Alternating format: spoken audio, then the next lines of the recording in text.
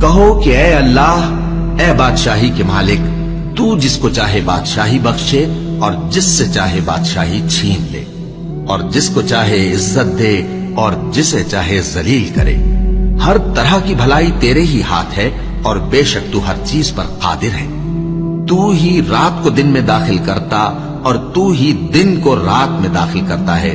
تو ہی بے جان سے جاندار پیدا کرتا ہے اور تو ہی جاندار سے بے جان پیدا کرتا ہے، اور تو ہی جس کو چاہتا ہے بے حساب رزق بخشتا ہے۔ لوگوں کو ان کی خواہشوں کی چیزیں یعنی عورتیں اور بیٹے اور سونے اور چاندی کے بڑے بڑے ڈھیر اور نشان لگے ہوئے گھوڑے اور مویشی اور کھیتی بڑی زینت دار معلوم ہوتی ہیں، مگر یہ سب دنیا ہی کی زندگی کے سامان ہیں اور اللہ کے پاس بہت اچھا ٹھکانہ ہے۔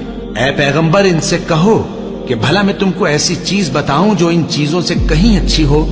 سنو، جو لوگ پرہیزگار ہیں ان کے لیے اللہ کے ہاں باغات بہشت ہیں جن کے نیچے نہریں بہ رہی ہیں، ان میں وہ ہمیشہ رہیں گے، اور پاکیزہ بیویاں ہیں، اور سب سے بڑھ کر اللہ کی خوشنودی۔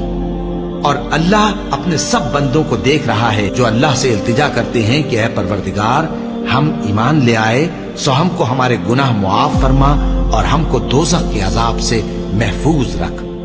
یہ وہ لوگ ہیں جو مشکلات میں صبر کرتے اور سچ بولتے اور عبادت میں لگے رہتے اور نیکی میں خرچ کرتے اور اوقات سحر میں گناہوں کی معافی مانگا کرتے ہیں۔ اللہ تو اس بات کی گواہی دیتا ہے کہ اس کے سوا کوئی معبود نہیں، اس حال میں کہ وہ انصاف کا حاکم ہے، اور فرشتے اور علم والے بھی گواہی دیتے ہیں کہ اس غالب حکمت والے کے سوا کوئی لائق عبادت نہیں۔